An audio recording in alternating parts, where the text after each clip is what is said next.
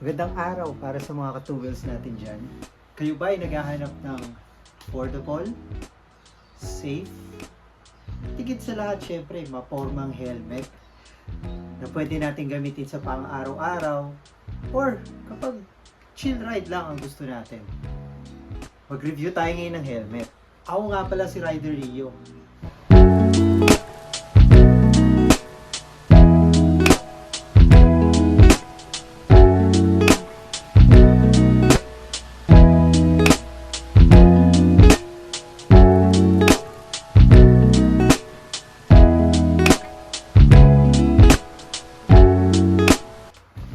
Pag-usapan natin yung affordability ng helmet. Ang MT Helmet Revenge 2 na may print like this one is nakalagay pa dito brush, Revenge 2 brush, ay nagkakahalaga ng 5,690. Mahal, no? Sabi natin na para sa ating mga kapwa na ka-2 wheels yan, medyo nasa hindi siya ganun kamahal, pero parang nasa gitna kasi merong mga brands na with the same na features, makikita mo na medyo mas mura ng konti. Bakit for me, I would say na ang MT helmet ay affordable? Number one is brand. Ang MT helmet ay international brand. They have also have riders sa MotoGP. Number 2 is yung kanyang safety rating. No?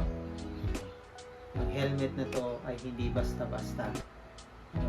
For its price, ang meron na ibibigay sa'yo, isang clear at isang smoke. Madali din siyang tanggalin. At para sa kanyang mga foam, high quality naman. Non-hypoallergenic, wala rin siyang emergency na strap. Ito ay ang emergency strap is for example na aksidente tapos kailangan tanggalin yung helmet, mas madaling tanggalin kasi hihilahin na lang, matatanggal na.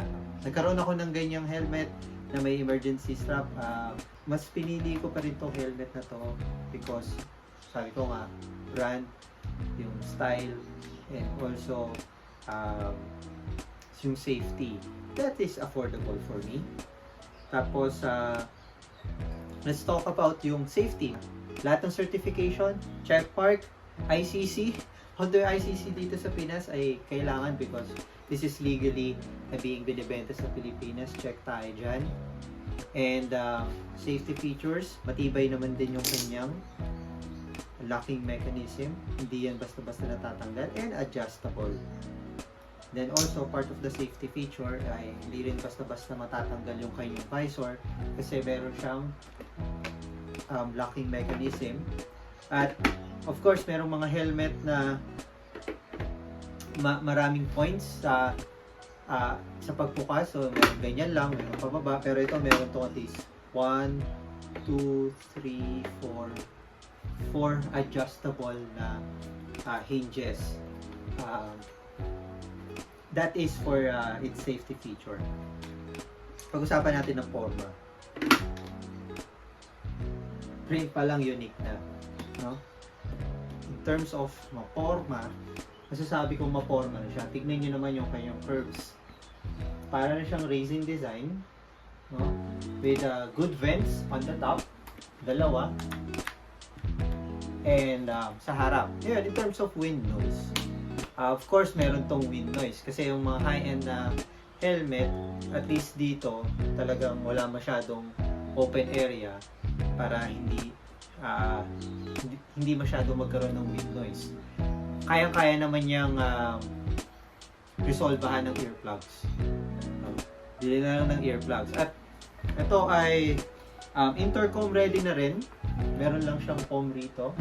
Although yung kanyang foam ay hindi hypoallergenic kasi merong mga ibang helmets na nasa 10,000 pababa na hypoallergenic, masasabi ko na magandang klase naman yung kanyang foam. Washable din, importante. Madali lang siyang tanggalin dahil of course kailangan natin maglinis. Hindi lang kailangan maporma, kailangan mabango din. At sinusuot natin yan every time. At ito rin ang kanyang mechanism para mag-lock. Hindi siya double D-ring. Usually, ang mahilig lang sa double D-ring ay mga nagtatrack, which is kung pang daily helmet natin. Malamang if nagtatrack ka, iba rin yung helmet mo pang track. But this is good enough and this is safe. And plastic nga pala yung kanyang locking mechanism dito. Hindi siya, itong Revenge 2, hindi dual visor. Bagkus meron siyang free clear visor. Pag binili mo, nakakabit na tong smoke. Hindi rin siya ganun kadilim. Pero I would advise, no, kung gagamitin mo to pang araw-araw, sa umaga, mabiyahe ka, pwedeng suot mo to. Pero sa gabi, in terms of safety, dahil isa pa rin sa magandang feature niya, para sa ibang mga helmet, napakadali niya lang tanggalin, mga ka-two wheels. Ano naman, one click, kahit yung kamay mo ay hindi pwede mong iwan sa glove compartment mo, yung clear, or sa top box mo sa likod, and palitan mo ng clear, walang problema. So napakaganda at napakadali lang. And then napakaraming options ng visor nito. And saan ba kasi gawa ang empty helmet, no? Saan ba nakakabili ng empty helmet? Ang empty helmet ay may partnership with Spider. Sa Spider store ko pala ito nabili dito sa SM East Ortigas. Ganda rin naman yung mga mono colors nila na helmet. And eto talaga nag-strike sa akin. Meron din tong gray version. But itong version na to, ang purpose ko kasi is mas makulay ang helmet, mas madali kang makita. Nothing against sa mga black, no? Kanya-kanya naman ng trip yan kanya-kanya naman ng forma yan Pero for me, one of the features din ng pagiging safe sa kalye ay madali kang makita, no?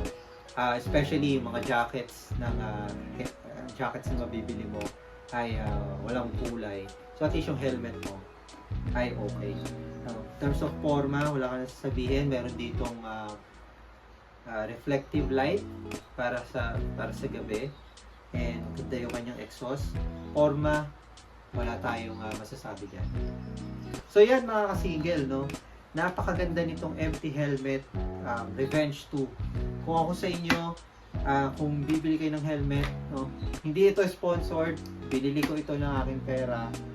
Ito ay I would recommend itong helmet na to kasabay ng brands like Spider as well, dahil marami din silang affordable helmet. Importante na sila ay affordable, number one. Pangalawa, sila ay safe kahit sila ay affordable. At pangatlo, hindi naman masasabi na mumurahin ng helmet na nabili mo.